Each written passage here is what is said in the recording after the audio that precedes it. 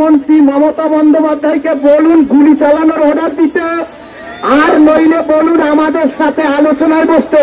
কোন কন্ডিশন নেই।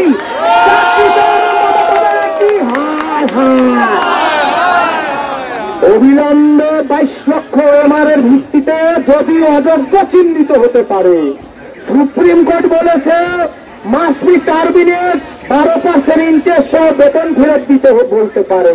সেই এমআরের ভিত্তিতে কেন যোগ্যদের তালিকা তৈরি করবেন না? আপনাকে উত্তর দিতে হবে। আপনারা শুনুন, লং লাস্টিং ভাবে এখানেই বসুন। আমরা রাস্তা দান্দিক করি না। আমরা কি বলেছিলাম? সোজা, কারো বাবারও ক্ষমতা নেই, কারো বাবারও ক্ষমতা নেই আপনাদের পথ আটকায় কেন বলে দিলাম।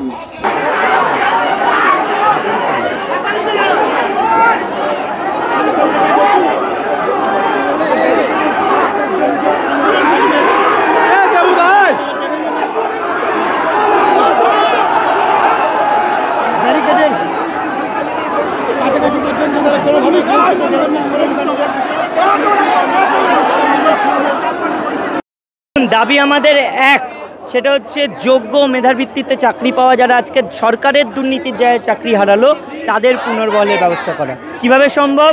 সেটা আইনি প্রক্রিয়ার মাধ্যমে যোগ্য অযোগ্য তালিকা প্রকাশ করা এবং 22 লক্ষ এমআর প্রকাশ করে রিপ্যানেলের ব্যবস্থা করা। রাজ্য সরকারকে এই ব্যবস্থা করতে হবে যে কোনো মূল্যে, কারণ আজকে তাদের দুর্নীতি, তাদের দোষের দায় আমাদেরকে শাস্তি পেতে হচ্ছে। এবং বিচার ব্যবস্থার এটা করা উচিত ছিল, যারা এই দুর্নীতি করেছে, যারা এই দুর্নীতিকে আরও প্রমোশন করছে এবং সেই সমস্ত অথরিটির বিরুদ্ধে সাজা ঘোষণা করা। আমরা এটাই চাই এবং রাজ্য সরকার যেন সেই দাবিগুলো পূরণ করে আজকে, কারণ আমরা দিনের পর দিন আন্দোলন করছি, দিনের পর দিন রাস্তায় আছি।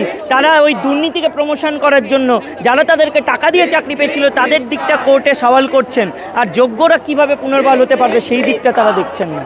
দেখুন, আমরা তো সন্ত্রাসবাদী নই, আমরা তো এই রাজ্যেরই সরকারি শিক্ষক শিক্ষিকা শিক্ষাকর্মী। তাহলে তাদের আটকানোর জন্য এরকম পরিস্থিতি কেন সিচুয়েশন ক্রিয়েট করতে হবে? আমরা চাইবো দাবিগুলো পূরণ করে দিন, আলোচনা করুন, তবেই তো মিটে যায়। নবান্ন অভিযান কি আমরা ভাঙচুর করতে যাচ্ছি? আমরা তো আমাদের ন্যায্য অধিকার আদায় করার জন্যই যাচ্ছি। এইটুকু কি সরকার বোঝে না?